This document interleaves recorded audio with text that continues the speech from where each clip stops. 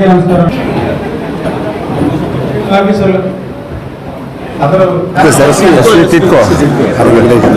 పనుంది మన కూర్చోండి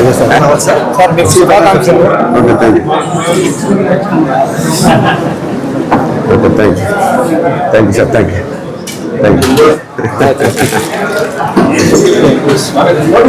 అంతా కలిసి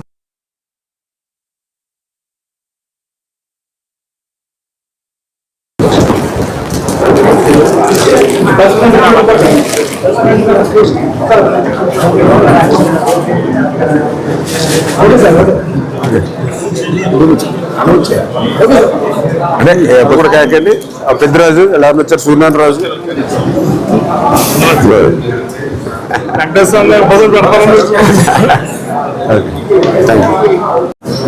పాత్రికేయ మిత్రులందరికీ కూడా ముందుగా నా నమస్కారాలు మీ అందరికీ కూడా తెలియజేసుకుంటూ ఈరోజు ఆంధ్రప్రదేశ్ రాష్ట్ర ఇరిగేషన్ శాఖ మంత్రిగా అత్యంత కీలకమైనటువంటి బాధ్యతలు అప్పచెప్పినటువంటి మా ప్రీతమ ముఖ్యమంత్రి నారా చంద్రబాబు నాయుడు గారికి, అదేవిధంగా నా గెలుపుకి సహకరించినటువంటి మన పవన్ కళ్యాణ్ గారికి, అదేవిధంగా మన ప్రీతమ ప్రధాని నరేంద్ర మోడీ గారికి ఈ యొక్క పదవిని ఇవ్వడానికి నా నియోజకవర్గంలో శాసనసభ్యుడిగా గెలిపించినటువంటి నా పాలకొల్లు నియోజకవర్గ 70,000 కుటుంబ సభ్యులకు కూడా ముందుగా పేరు పేరున కూడా పాదాభివందనాలు ముందుగా నాకు తెలియజేసుకుంటూ ఉన్నా. ఎందుకంటే ఈ రోజునే కాదు, ఆ రోజు 2014లో కానీ 2019లో కానీ 2024లో కానీ వరుసగా మరి ఆశీర్వాదం అందిస్తున్నటువంటి పాలకొల్లు నియోజకవర్గ ప్రజలు రుణం తీర్చుకునేటువంటి విధంగా భవిష్యత్తులో పనిచేస్తారని చెప్పి సందర్భంగా తెలియజేసుకుంటూ ఉన్నా. ఎందుకంటే ఏదైతే నా కుటుంబం అంటే నేను, నా భార్య, నా 2 పిల్లలు కాదు, నా కుటుంబం అంటే నా పాలకొల్లు నియోజకవర్గ 70,000 కుటుంబాలు ఏవైతే ఉన్నాయో అవన్నీ కూడా నా కుటుంబాలుగా నేను భావించాను. అందుకే ఆ రోజు 2014లో 6,700 ఓట్ల మెజారిటీతో మొదటిసారి నేను శాసనసభ్యుడిగా గెలిచా. మరి రెండవసారి రాష్ట్రం అంతా కూడా ఫ్యాన్ గాలి వీచినా కూడా పాలకొల్లులో 18,000 ఓట్ల మెజారిటీతో ఆ రోజు గెలిచా. మళ్ళీ తిరిగి 2024లో మరి 68,000 ఓట్ల మెజారిటీతో ఈరోజు ప్రజలు ఆశీర్వదించారని అంటే ఎప్పటికప్పుడు ప్రజలు నా మీద పెట్టుకునే నమ్మకం ఏదైతే ఉందో దానికి అనుగుణంగా నేను ఎప్పుడు కూడా పని చేసుకుంటూ మీ ఆశీర్వాదాన్ని ఎప్పటికప్పుడు పెంచుకుంటూ వస్తూ ఉన్నా. ఖచ్చితంగా ఇది ఈ గెలుపు కానీ ఈ మెజారిటీ కానీ నా మీద మరింత బాధ్యత పెంచింది. ఏదైతే మళ్ళీ రేపు భవిష్యత్తులో ఇంతకంటే మెరుగైనటువంటి ప్రజల ఆశీర్వాదం మన తెలుగుదేశం, జనసేన, బీజేపీ ప్రభుత్వం పొందేలాగా నేను కానీ, అదేవిధంగా మా తెలుగుదేశం, జనసేన, బీజేపీ నాయకులు, కార్యకర్తలు అందరూ కూడా పనిచేయవలసిన బాధ్యతను ఈ గెలుపు మెజార్టీ మాకు ఎప్పుడు కూడా గుర్తు చేస్తుంటుంది అనే విషయాన్ని సందర్భంగా తెలియజేసుకుంటూ ఉన్నా. ఈరోజు ఇచ్చినటువంటి మెజార్టీ ప్రజల ఆశీర్వాదం ఏదైతే ఉందో మా మీద బాధ్యతను పెంచింది. సేవకుడుగా మాదిరిగా, ఎందుకంటే పాలకుడు అంటే ఒక సేవకుడు మాదిరిగా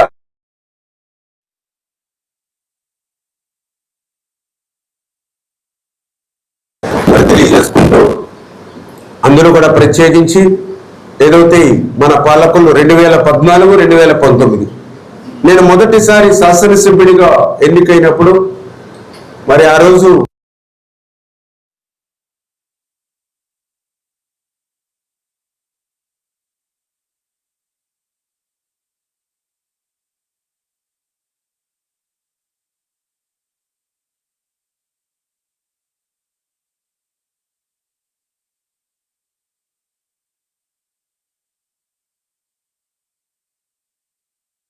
ప్రతిపక్ష శాసనసభ్యుడిగా ఉన్నప్పటికీ కూడా అధికారం లేదు అని మరి ఇంట్లో ఉండకన్నా ఏదైతే ఈ పాలకుల ప్రజల గళాన్ని బలంగా అటు అసెంబ్లీలో కానీ అటు అసెంబ్లీ వెలుపల కానీ ప్రతి నిమిషము ప్రతి రోజు కూడా మన గళం ఆంధ్రప్రదేశ్ రాష్ట్రం అంతా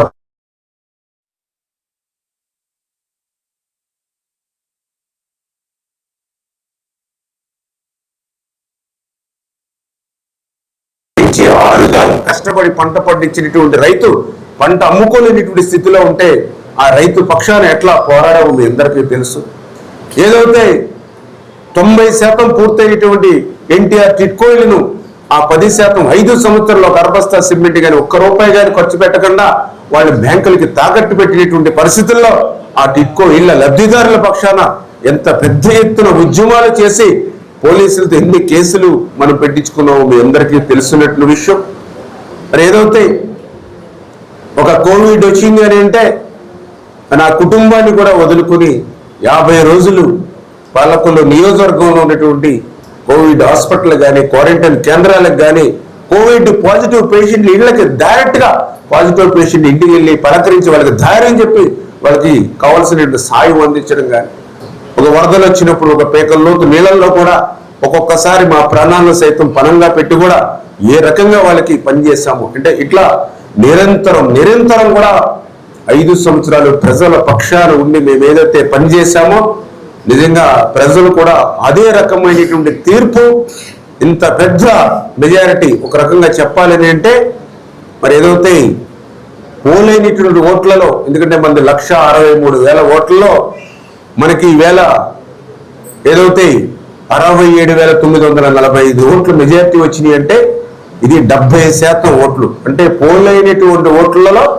70% మరి నా పక్షాన నన్ను మరి ఆశీర్వాదం అందించారని అంటే ఆంధ్రప్రదేశ్ రాష్ట్రంలోనే పోలేనిటువంటి ఓట్లలో లెక్కేసుకుంటే 70% మంది ప్రజలు ఏకపక్షంగా మనల్ని బలపరిచారనంటే నిజంగా చాలా చాలా సాటిస్ఫికేషన్. ఎందుకంటే 5 సంవత్సరాల కష్టం ఏదైతే ఉందో 5 సంవత్సరాల శ్రమ ఏదైతే ఉందో దాన్ని ప్రజలు గుర్తించారు. అందుకే ఆంధ్రప్రదేశ్ రాష్ట్రంలో ఎక్కడా లేనిటువంటి విధంగా ఓటేసినటువంటి ప్రతి ఒక్కరిలో 70% ఏకపక్షంగా ఆంధ్రప్రదేశ్ రాష్ట్రంలోనే అగ్రభాగాన 70% ఓటింగ్ ఈవేళ పాలకుల్లో ఇచ్చారనంటే ఖచ్చితంగా చాలా సాటిస్ఫాక్షన్ లెవెల్ పనిచేసిన దానికి శ్రమించిన దానికి ఫలితం దక్కిందనేటువంటి సంతృప్తి కూడా నాకు కూడా వ్యక్తిగతంగా ఉంది. అందుకే ఈ బాధ్యతను మరింత మరి ముందుకు తీసుకెళ్లేటువంటి విధంగా సేవ చేస్తారని చెప్పి సందర్భంగా తెలియజేసుకుంటూ అందులో ప్రత్యేకించి మరి ఏదైతే నా నియోజకవర్గానికి సంబంధించి మరి ఏదైతే బ్యాలెన్స్ ఎందుకంటే మనం 14-19లో చాలా వరకు పనులు కంప్లీట్ చేసాం. కొన్ని 17లోను 18లోను లాస్ట్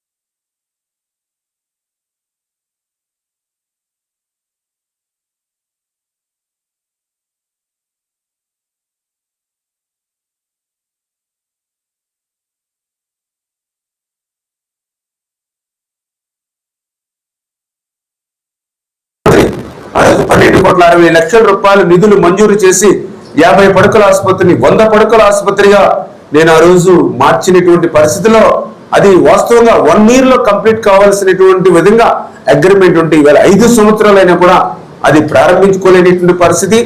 ఆ 100 పడకల ఆసుపత్రికి సంబంధించినటువంటి ఎక్విప్మెంట్ విధాన ఏదైతే అందలేదో మరి రేపు ఆ 100 పడకల ఆసుపత్రిని మరి ప్రారంభించుకుని పూర్తి చేయడంతో పాటుగా ఏదైతే ఒక డయాలసిస్ సెంటర్ కూడా ఈ హాస్పిటల్లో పెట్టాలనేటువంటి నా ఆలోచన ఏదైతే ఉందో ఇవన్నీ కూడా మరి రావాలనేటువంటి ఆలోచన. అదేవిధంగా నాకు కూడా పర్టికులర్గా ఏదంటే రైతు బిడ్డను అన్నం పెట్టే అన్నదాతకు ఖచ్చితంగా ప్రతి పుంత రోడ్డుకి ప్రతి కాలువ రోడ్డుకి ప్రతి డ్రైన్ రోడ్డుకి కూడా మంచి రోడ్లు వాళ్ళకి ఇవ్వాలి అనేటువంటి ఆలోచన ఏదైతే ఉందో దానికి అనుగుణంగా రైతు పొలాలకి ప్రతి పొలం కొట్టుకి కూడా రోడ్లు, మంచి గ్రావెల్ రోడ్లు కానీ బీటీ రోడ్లు కానీ నిర్మాణం చేయాలనేటువంటి ఆలోచన ఏదైతే ఉందో, ఇదే విధంగా ఎన్నో మరి ఇంకా పర్టికులర్గా మరి ఇళ్లకు సంబంధించి కానీ ఎన్నో బాధలు, కష్టాలు చాలా వరకు ఇంకా ఎక్కువగా ఉన్నాయి.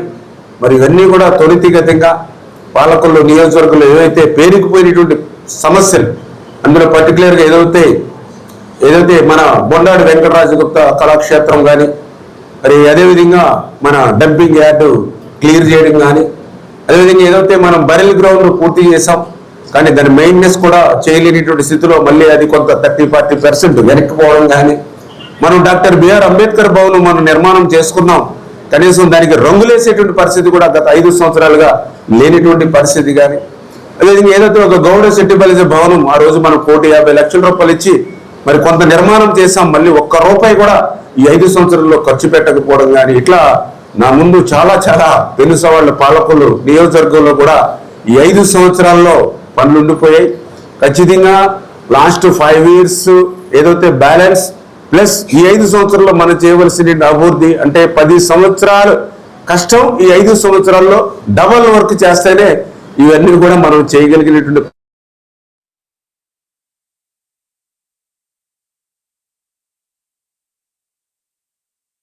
జనసేన బీజేపీ మీద ఏదైతే విశ్వాసం ఉంచారో దాన్ని నిలబెట్టుకునేటువంటి విధంగా గర్వంగా మళ్ళీ ప్రజల దగ్గరికి వెళ్ళేటువంటి విధంగా మరి మేమందరూ కూడా పనిచేస్తామని చెప్పి కూడా తెలియజేసుకుంటూ, మరి అదేవిధంగా ఏదైతే చంద్రబాబు నాయుడు గారు నా మీద ఎంతో నమ్మకంతో ఇరిగేషన్ శాఖ, ఎందుకంటే మీ అందరికీ తెలుసు ఆంధ్రప్రదేశ్ రాష్ట్రాల్లో అత్యంత కీలకమైనటువంటి శాఖ నీటిపారుదల శాఖ. ఎప్పుడు అన్న నందమూరి తారక రామారావు గారు తర్వాత మళ్ళీ చంద్రబాబు నాయుడు గారు ఎంతో ప్రాధాన్యతనిచ్చి ఆంధ్రప్రదేశ్ రాష్ట్రాల్లో మరి ఇరిగేషన్కి పెద్దపీట వేసినటువంటి నాయకులు, అటువంటి వారి ఆకాంక్షలకు అనుగుణంగా ఈవేళ అటువంటి ఇరిగేషన్ శాఖకు మార్చలుగా నాకు ఈ యొక్క అవకాశం ఇవ్వడం. ఎందుకంటే ఏదైతే విడిపోయినటువంటి ఈ యొక్క ఆంధ్రప్రదేశ్ రాష్ట్రం మళ్ళీ అభివృద్ధిలో ముందుండాలని అంటే ఇది వ్యవసాయకమైన రాష్ట్రం కాబట్టి అటువంటి రైతాంగాన్ని కాపాడుకోవాలనంటే ఆ యొక్క ఇరిగేషన్ని పెద్ద ఎత్తున ఆ ప్రాజెక్టుల నిర్మాణం ద్వారా ఆంధ్రప్రదేశ్ రాష్ట్రాన్ని సస్యశ్యామలం చేయడం ద్వారానే సాధ్యమవుతుంది అనేటువంటి ఆలోచన, అటువంటి అన్నదాతకు రైతుకు సేవ చేసేటువంటి అవకాశం ఇచ్చేటువంటి ఆ యొక్క ఇరిగేషన్ శాఖ మంత్రిగా నాకు అవకాశం ఇచ్చినందుకు మరొక్కసారి చంద్రబాబు నాయుడు గారికి ఇప్పుడు కూడా ధన్యవాదాలు మరొకసారి తెలియజేసుకుంటూ, మరి ఏదైతే రేపు రాబోయేటువంటి రోజుల్లో కూడా ఆయన అప్పచెప్పినటువంటి బాధ్యత ఏదైతే ఉందో, నమ్మకం ఏదైతే ఉందో దాన్ని నిలబెట్టుకునేటువంటిది.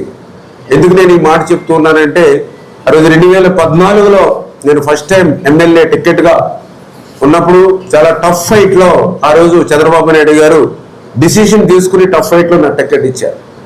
ఆ రోజు 2014లో ఆయన ఎమ్మెల్యేగా నాకు టికెట్ ఇచ్చినప్పుడు మరి ఎన్నో ఇబ్బందులు ఎదుర్కొన్నాం ఫస్ట్ టైం.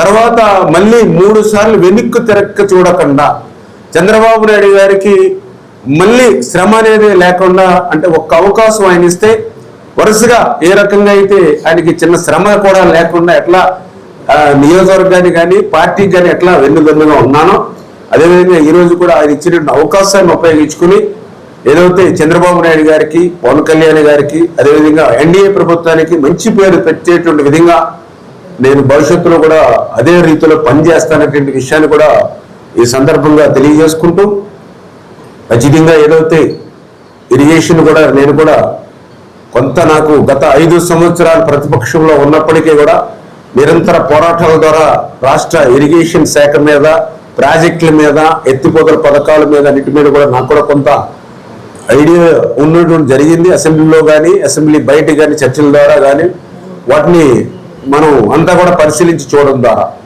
మరి మళ్ళీ ఈ యొక్క శాఖ మార్చలుగా పదవి బాధ్యతలు చేపట్టిన తర్వాత నేను కూడా ఇవన్నీ కూడా స్టడీ చేస్తే నిజంగా చాలా ఆవేదన, చాలా బాధ. ఎందుకంటే ఏదైతే ఆంధ్రప్రదేశ్ రాష్ట్రాన్ని సస్యశ్యామలం చేయాలని ఆ రోజు చంద్రబాబు నాయుడు గారు భావించి 14-19 అంటే ఫస్ట్ 5 yearsలో ఆయన ఆ రోజు 80,000 కోట్లు బడ్జెట్ ఆ రోజు మేము పెడితే, మరి తర్వాత జగన్మోహన్ రెడ్డి గారు 19-24లో 30,000 కోట్ల రూపాయల బడ్జెట్ మాత్రమే పెట్టడం. ఇది కూడా ఎంత రివర్స్ అంటే జనరల్గా మాకు 7 లక్షల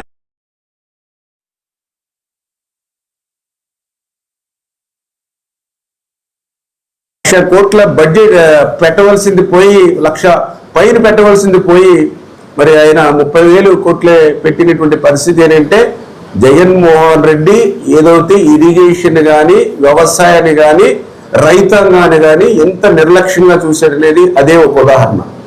నాకు కూడా ఆశ్చర్యం అనిపించింది. ఎందుకంటే ప్రతిసారి నేను రాయలసీమ బిడ్డ అనేవాడు.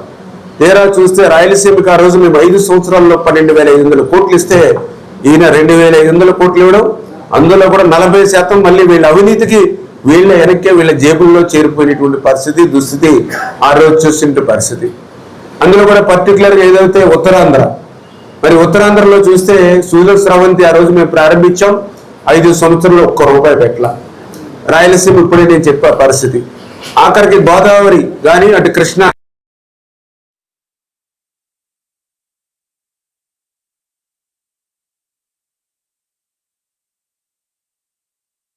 కూడా రైతులు వచ్చి మా యొక్క ఏదైతే కెనాల్స్ లో కానీ డ్రైనేజెస్ లో కానీ గుర్రపాటెక్క కూడా కలుపు మందు కొట్టలేదు అని అంటే ఈ ప్రభుత్వం రైతు పట్ల ఎంత నిర్లక్ష్యంగా ఉంది. 5 సంవత్సరాలు కనీసం ఒక్క డ్రైన్లో కానీ ఒక కెనాల్లో కానీ ఒక తట్ట మట్టి సిల్ట్ తీయలేదని అంటే ఈ ప్రభుత్వం రైతాంగం పట్ల ఎంత నిర్లక్ష్యంగా ఉంది. ఏవైతే లాకులు ఉన్నాయో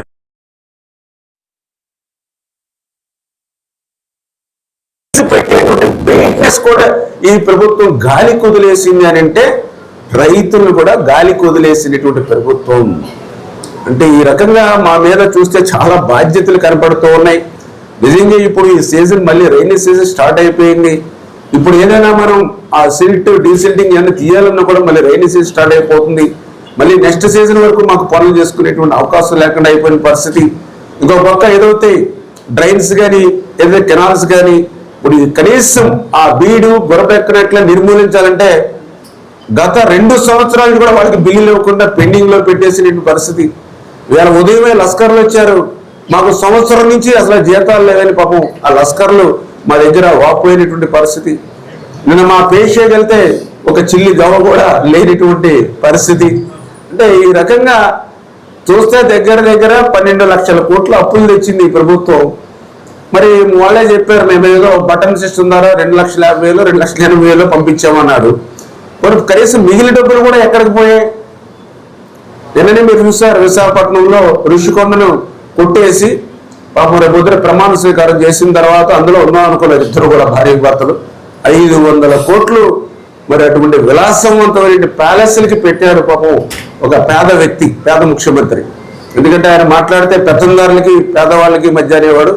మరి నిన్న ఆ ప్యాలెస్ ఋషికొండ ప్యాలెస్ చూస్తే ఎవరు పేదవాడు అనేది మనందరికి కూడా అర్థమవుతున్నటువంటి పరిస్థితి, ఎవరు పెత్తందారు అనేది మనకు అర్థమవుతున్న పరిస్థితి. ఈ రకంగా రాష్ట్ర సంపద లూటి అయింది, అప్పులు మయమైంది. ఇవన్నీ సవాళ్ళను ఎదుర్కొని మళ్ళీ ఈ యొక్క ఆంధ్రప్రదేశ్ రాష్ట్ర పాలనను గాడిలో పెట్టాలి. అందులో ఇరిగేషన్ శాఖను కూడా గాడిలో పెట్టుకోవాల్సిన అవసరం ఉంది. అందులో కూడా పర్టికులర్గా ఏదైతే పోలవరం నిన్ననే మన చంద్రబాబు నాయుడు గారు కూడా ముఖ్యమంత్రిగా ఆయన ప్రమాణ స్వీకారం చేసినటువంటి 5 రోజుల్లోనే పోలవరం ప్రాజెక్టు సందర్శనకు వచ్చారని అంటే పోలవరం అన్నా రైతాంగం అన్నా వ్యవసాయం అన్నా ఆయన ప్రాధాన్యత ఏంటనేది ఆ ఒక్క విషయాన్ని బట్టే మనకు అర్థమవుతుంది. నిజంగా నేను కూడా నిన్న సీఎం గారు కూడా ఉన్నప్పుడు ఆయన ముఖంలో కానీ ఆయన మాటల్లో కానీ చాలా ఆవేదన, చాలా బాధ, చాలా హృదయం ఆయన్ని ద్రవించినటువంటి పరిస్థితి కూడా నేను దగ్గరగా చూశాను. ఎందుకంటే ఆ రోజు ఆయన 14లో అధికారంలోకి వచ్చినప్పుడు అక్కడ జరిగినటువంటి ప్రతి పనిలోనూ కూడా ఆయన ముద్ర ఉంది.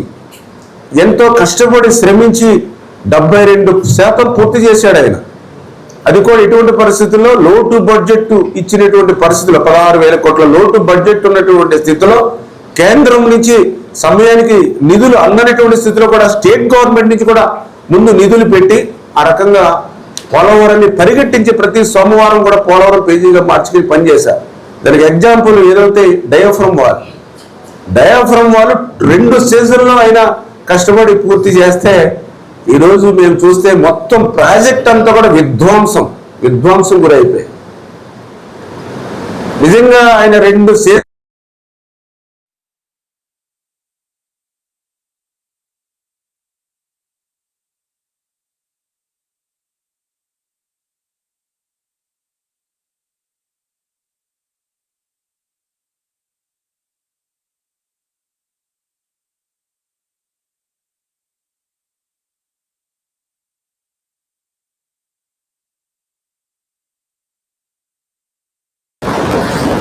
రోజు ప్రభుత్వం మారినప్పుడు అక్కడ ఉన్నటువంటి ఏజెన్సీలు రద్దు చేసేసి అక్కడ ఉన్నటువంటి అధికారులందరూ కూడా ట్రాన్స్ఫర్ చేసేయడంతో అక్కడ ప్రత్యామ్నాయ ఏర్పాట్లు చేయకపోవడంతో ఏదైతే ఎగువ కాపర్ డ్యామును 3 నెలల్లో పూర్తవలసినటువంటి ఎగువ కాపర్ డ్యాము ఇంకా 13 నెలలైనా సరే అక్కడ ఏజెన్సీలు లేకపోవడంతో పని అవ్వకపోవడంతోనే ఏదైతే డయాఫ్రామ్ వాళ్ళు దెబ్బతిందని అది మనం చెప్పడం కాదు.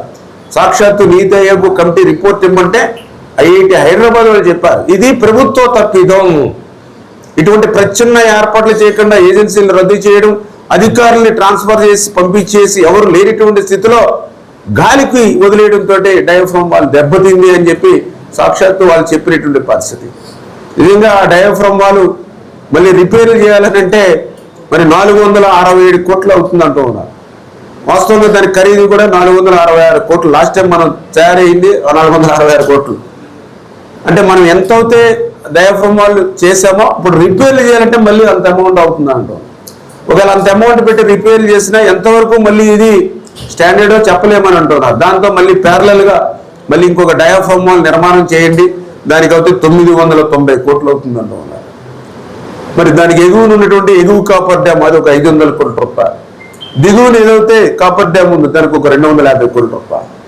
ఇప్పటికీ దానికి వీళ్ళ నిర్లక్ష్యం వల్ల అది కూడా సీపేజ్ కూడా, ఎందుకంటే ఎగువ కాపర్ డ్యామ్ నుంచి 80 క్యూసిక్ల నీరు సీపేజ్ అవుతుందని ఎక్స్పెక్ట్ చేస్తే అది 300 నుంచి 400 క్యూసిక్ల నీరు వరకు మరి ఏదైతే సీపేజ్ రావడంతో మరి అది కూడా ఎట్లా కంట్రోల్ చేయాలి, దాన్ని ఎట్లా అరెస్ట్ చేయాలో కూడా ఇప్పుడు మల్లగొల్లాలు పడుతున్నట్టు పరిస్థితి. అంటే అసలు పోలవరం ప్రాజెక్ట్ని ఈ యొక్క జగన్మోహన్ రెడ్డి మొత్తం ప్రశ్నార్థకం చేసేసినటువంటి పరిస్థితి. అందుకే నిన్న ముఖ్యమంత్రి గారు కూడా చెప్పారు, పోలవరానికి రైతాంగానికి ఈ యొక్క జగన్మోహన్ రెడ్డి ఒక శాపంలా తయారయ్యాడు. ఇంత ప్రజాధనాన్ని విధ్వంసం చేయడమే కాకుండా మొన్న 5 సంవత్సరాలు మళ్ళీ ఇంకొక 5 సంవత్సరాలు, ఎందుకంటే నిన్న సాక్షాత్ ఇట్లానే రివ్యూలు అధికారులను అడిగితే ఈ పోలవరంని ఇప్పుడు మళ్ళీ మనం ఎట్లపట్ల కంప్లీట్ చేస్తామనంటే అధికారులు చెప్తూ ఉన్నారు ఇంకొక 4 సీజన్లు కావాలని. ఇంకొక 4 సీజన్లు అంటే 4 సంవత్సరాలు. ఆల్రెడీ ఇది ఫస్ట్ సీజన్ స్టార్ట్ అయిపోయింది, ఇప్పుడు రైనీ సీజన్. ఇప్పుడు మనం ఏం పనులు చేయలేము, అక్కడ డిజైన్స్ కూడా ఇంకా ఫైనలైజ్ చేసుకోలేకపోయాం. అంటే ఈ సీజన్ పోతే వాళ్ళు చెప్పినట్టు ఇంకో 4 సీజన్లు అంటే మాకు ఇచ్చినటువంటి 5 years, అంటే అది కూడా ప్రకృతి సహకరిస్తుంది. అంటే ఎంత విధ్వంసానికి ఈ జగన్మోహన్ రెడ్డికి బలైపోయింది పోలవరం ప్రాజెక్టు. అందుకే ప్రజలు కూడా ఆలోచించాలని చెప్పారు నేను చంద్రబాబు నాయుడు గారు కూడా. అసలు ఇటువంటి వ్యక్తి ముఖ్యమంత్రిగా కాదు కదా, కనీసం ప్రజాస్వామ్యంలో ఉండడానికి తగునా? రాజకీయాల్లో ఇటువంటి వ్యక్తి జగన్మోహన్ రెడ్డి వ్యక్తి ఉండడానికి కూడా తగడు. ఎందుకంటే ఈవేళ లాస్ట్ 5 years, ఇప్పుడు 5 years, 10 years మరి ఈవేళ పోలవరాన్ని మూలన పడేయడమే కాకుండా ఇంత సంపదను విధ్వంసం చేసిన వ్యక్తికి ఏ రకమైనటువంటి శిక్ష విధించాలి అనేది ప్రజలే నిర్ణయించాలని నిన్న చంద్రబాబు నాయుడు గారు చెప్పారంటే ఈవేళ ప్రజలు కూడా దాని మీద కూడా ఆలోచన కూడా చేయవలసిన అవసరం ఉంది. మరి రాబోయేటువంటి రోజుల్లో ఖచ్చితంగా మాకు కూడా ఒక నమ్మకం, ఎందుకంటే చంద్రబాబు నాయుడు గారు ఎప్పుడు కూడా ఈ క్రైసిస్ మేనేజ్మెంట్ ఆయన బాగా పర్ఫెక్ట్గా హ్యాండిల్ చేయగలుగుతారు. నేను కూడా నిన్న అదే చెప్పా, హుదూద్ తుఫాన్ వస్తే మీరు ఒక 5 రోజులు, వారం రోజుల్లో దాన్ని చక్కబెట్టారు. మళ్ళీ పోలవరం ఈ విధ్వంసాన్ని కూడా మా అందరికీ మీ మీద నమ్మకం ఉంది అని అంటే అదంతా కూడా మనకి పైకి కనిపించేటువంటి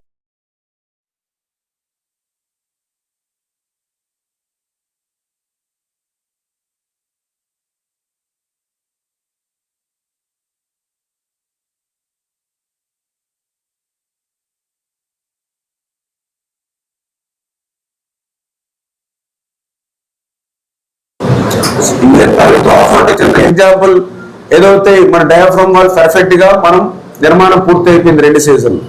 ఎగువ కాపర్ డ్యాము యాక్చువల్ గా మే నెలలో ప్రభుత్వం మారకపోతే 2019 మే నెలలో మారకపోతే జూన్ జూలైకి ఎగువ కాపర్ డ్యామ్ పూర్తి అయిపోయి ఉండేది. దాంతో ఇది సేఫ్ గా ఉండేది. ఎందుకంటే 2020 ఆగస్టుకి 30 లక్షల క్యూసిక్ల నీరు వచ్చినప్పుడే డయాఫ్రామ్ వాల్ దెబ్బతింది.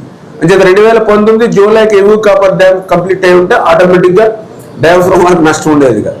కానీ అక్కడ ఏజెన్సీలన్నీ రద్దు చేసి రివర్స్ టెండరింగ్ అని పేరు చెప్పి 13 నెలలు ఏ పనులు వదిలేయడంతో నెక్స్ట్ 2020 ఆగస్టుకి వచ్చేటప్పటికి ఆ ఎగువ కాపర్ డ్యామ్ పూర్తి అవ్వలేదు. కాబట్టి ఆ వాటర్ ఏదైతే గ్యాప్ ఉందో ఆ గ్యాప్ నుంచి వాటర్ చాలా ఫోర్స్ గా వచ్చేసి డయాఫ్రామ్ వాల్ ఉంటాయి కదా నష్టపోవడం, అక్కడ సుడులు తిరిగేసి ఆ ఫోర్స్ కి కింద 50-60 అడుగులు శాండ్ని కూడా పైకి లేపేసి మొత్తం అగాధాలు ఏర్పడిపోయినాయి ఇప్పుడు అంతా పైన.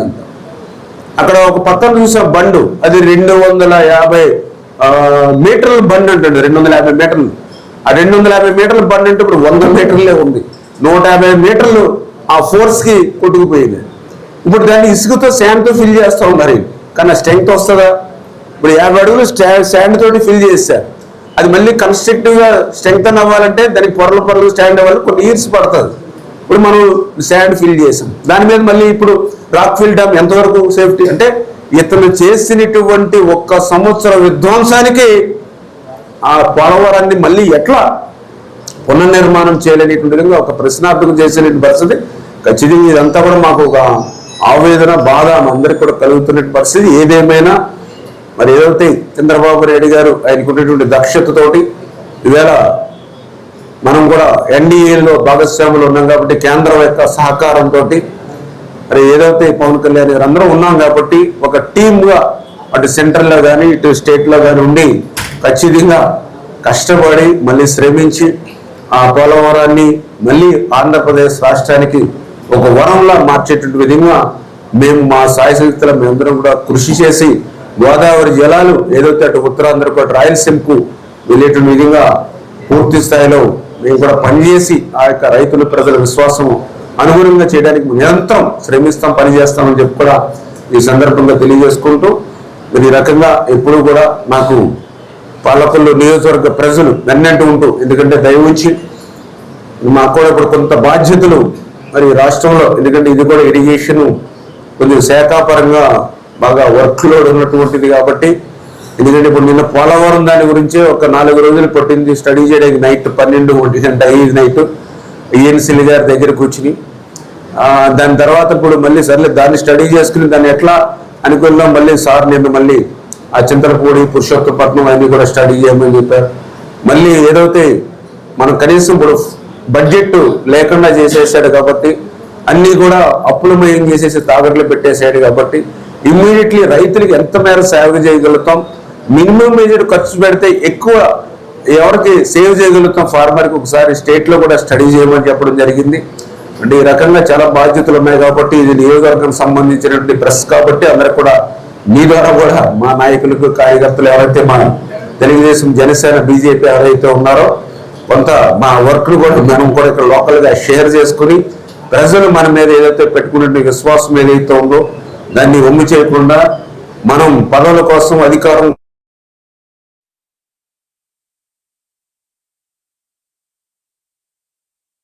చేర్చడానికి ఉపయోగించే విధంగా నియోజకవర్గ నాయకులు, కార్యకర్తలు, అభిమానులు 3 పార్టీలకు సంబంధించిన మన ఎన్డీఏ కూటమి అంతా కూడా నిరంతరం పనిచేయాలని చెప్పేసి కూడా ఈ సందర్భంగా తెలియజేసుకుంటూ, అదేవిధంగా ప్రెస్ మిత్రులు కూడా మొదటి నుంచి కూడా ఏదైతే నేను 2014లో మొదటిసారి ఎమ్మెల్యే కావచ్చు, కానీ 2005 నుంచి కూడా ప్రత్యక్ష రాజకీయాల్లో ఉంటున్నప్పుడు ఒక సొసైటీ అధ్యక్షుడిగా 2005లో రాజకీయ జీవితం ప్రారంభించి 2007లో ఆ రోజు తిరుపతిలో జరుగుతున్న మహానాడులో మరి ఆ రోజు తెలుగుదేశం పార్టీలో నేను చేరినప్పటి నుంచి ఇక్కడ కూడా చాలా మంది నాయకులు మా ఉన్నారు కాబట్టి అందరూ కూడా గుర్తుపెట్టుకోవాలి.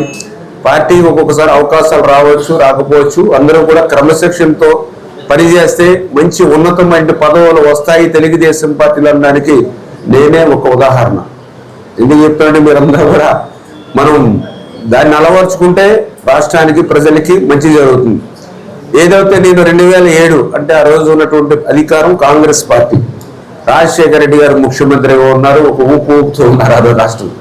అటువంటి స్థితిలో కాంగ్రెస్ పార్టీలో చేరకుండా మరి ప్రతిపక్ష పార్టీలో చేరావు. ఎందుకంటే తెలుగుదేశం అంటే ఒక క్రమశిక్షణ పార్టీ. నాలాంటి వ్యక్తులు ఎక్కడికైనా భవిష్యత్తులో వెళ్ళాలన్నా 10 మంది ప్రజలకు సేవ చేయాలని అవకాశం నాలాంటి ఒక సామాన్య రైతు కుటుంబంలో చెప్పిన వ్యక్తికి రావాలని అంటే the right platform Telugu Desam party నుండి సెలెక్ట్ చేసుకున్నాం. అంతేగాని ఏదో అధికారం కోసం రాజశేఖర్ లాంటి వ్యక్తి ఉన్నాడు, కాంగ్రెస్ పార్టీ చెలాయిస్తుంది అధికారం అని అధికార పార్టీలో చేరాల. ప్రతిపక్ష పార్టీలో అంటే ఆ రోజు కష్టాలకి నష్టాలకి ఓర్చుకుని చేరాలి. 2009లో ఆ రోజు బాబ్జీ గారు ఉన్నారు కాబట్టి టికెట్ రాదు, ప్రజారాజ్యం వచ్చింది అని ఎంతో మంది ఒత్తిళ్లు చేసిన, అందులో పర్టికులర్గా మా సామాజిక వర్గం కాబట్టి ఇంకా ఎక్కువ పెద్ద ఎత్తున ప్రజారాజ్యంలో ఒత్తిళ్లు తీసుకొచ్చిన ఛాలెంజ్ కన్నా ఆ రోజు ఏదైతే చేరినటువంటి తెలుగుదేశం పార్టీకి కట్టుబడి ఆ రోజు బాబ్జీ గారికి 2009లో కష్టపడి పనిచేస్తాం. అంటే నేను ఎందుకు చెప్తున్నామంటే అట్లా వరుసగా పార్టీకి క్రమశిక్షణగా మనం పనిచేసుకుంటే ఖచ్చితంగా భవిష్యత్తులో ఎప్పుడైనా సరే అవకాశాలు అందరికీ మంచి పార్టీ పరంగా కష్టపడేటువంటి వ్యక్తులకి పనిచేసేటువంటి వ్యక్తులకి ఎప్పుడు కూడా అవకాశాలు తెలుగుదేశం పార్టీలో కూడా ఎప్పుడు ఉంటాయి. ఆ రకంగా మనందరం కూడా కష్టపడి పని చేయాలని చెప్పి మరొకసారి మీ అందరికీ కూడా తెలియజేసుకుంటూ మరి ఆ రోజు నుంచి నేను ఎందుకు చెప్తానంటే 2005 నుంచి కూడా ఈ రోజు వరకు కూడా మన పాలకొల్ల నియోజకవర్గానికి సంబంధించి మా పత్రిక మిత్రులు ఎవరైతే ఉన్నారో అందరూ కూడా మీరు కూడా మమ్మల్ని కూడా మీలో ఒక సభ్యుడిగా నన్ను చూసుకుని కోఆపరేట్ చేశారు. ఎప్పుడు కూడా మంచి విలువైనటువంటి సూచనలు కానీ సలహాలు కానీ ఎప్పుడు కూడా మీరు మీడియా పరంగా ఇచ్చేవారు. నేను కూడా మీ అందరితో కూడా అట్లానే మాట్లాడుతూ మీ దగ్గర నుంచి కూడా చాలా విషయాలను తెలుసుకుని దాన్ని కూడా ఆచరణకు చేయడానికి ప్రయత్నం చేశా. అంచేత ఈరోజు నేను ఈ శాఖ మంత్రి వర్లిగా ఈ బాధ్యతలు చేపట్టానంటే దానికి మన పాలకొల్లు నియోజకవర్గ మీడియా మిత్రులు కూడా ఆ రోజు 2005 నుంచి కూడా మరి నాకు ఎంతో కోఆపరేషన్ ఇచ్చి సూచనలు సలహాలు ఇచ్చిన మీ అందరికి కూడా ఈ సందర్భంగా ధన్యవాదాలు తెలియజేసుకుంటూ భవిష్యత్తులో కూడా అందరం కూడా కలిసి మనందరం కూడా ఒక ఫ్రెండ్లీగా అందరం కూడా ఈ డెవలప్మెంట్ కానీ వెల్ఫేర్ మీద కానీ దృష్టి పెట్టి పని చేద్దాం. మనకి తక్కువ సమయం ఉంది, పని ఏమో ఎక్కువ చేయవలసిన అవసరం ఉంది. అంచేత అందరూ కూడా సహకరించాలి. అందరూ కూడా పర్టికులర్గా అధికారులు ఎవరైతే ఉన్నారో మీరు కూడా, ఎందుకంటే ఆ రోజు 14, 19లో మేము అభివృద్ధిని ఆ సంక్షేమాన్ని ఇచ్చే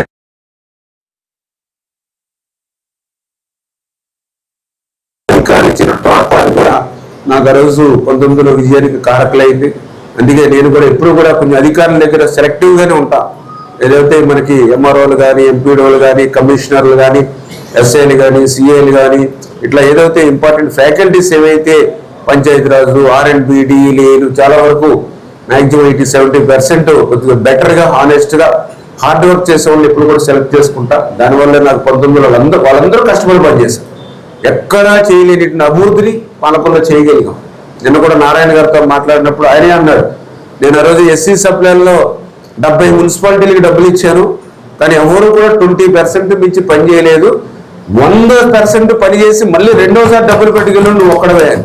ఎందుకంటే ఆ రోజు 25 కోట్లు ఇస్తే ఎస్సీ సప్లైలో చేసి మళ్ళీ రెండోసారి 45 తెచ్చాం. కానీ అప్పటికి ఇంక ఎలక్షన్లు 6 months ఉండడంలో అవి కొంత చేయలేకపోయాం. కానీ అంటే అట్లా అధికారుల తోడ్పాటు కూడా నాకు చాలా ఉంది. అందరికీ మరి సహకారం అందించిన ప్రతి ఒక్కరికి కూడా ధన్యవాదాలు తెలియజేస్తూ రేపు భవిష్యత్తులో కూడా ఇట్లానే మనందరం కూడా టీం వర్క్ పనిచేద్దామని చెప్పి అందరూ కూడా తెలియజేసుకుంటూ సెలవు తీసుకుంటున్నాం. Thank you very much. దయవుంచి కొద్దిగా రివ్యూ అంటే లేట్ అవుతుంది అని చేస్తే ప్రెస్కి ముందు మాట్లాడిన తర్వాత రివ్యూ అంటే 1 or 2 hours పడుతుంది.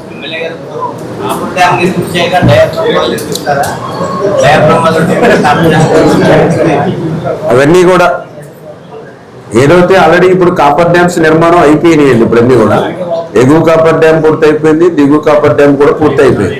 ఇంక ఇప్పుడు నిర్మాణం చేయవలసినటువంటి అవసరం లేదు రెండు కూడా. కాకపోతే అందులోంచి సీపేజ్ వస్తుంది వాటర్, దాన్ని అరెస్ట్ చేయాలి. ఎందుకంటే అది జనరల్గా సీపేజ్ అంటే ఒక 80 క్యూసెక్ల వరకు ఎక్స్పెక్ట్ చేస్తారు వస్తుంది. ఎందుకంటే కింద లూజ్ చేయాలి. 100 meters ప్రపంచంలో ఎక్కడా లేదు. 100 మీటర్ల లోతు నుంచి డయాఫ్రమ్ వాల్ కట్టడం ప్రపంచంలో ఇదే మొదటిది. ఇంత పొడవైనటువంటి డయాఫ్రమ్ ఇదే మొదటిది. క్లిష్టతరమైనటువంటి ప్రాజెక్ట్ అది. క్లిష్టతరమైనటువంటి ప్రాజెక్ట్ కాబట్టి దాన్ని చాలా జాగ్రత్తగా హ్యాండిల్ చేయాలి.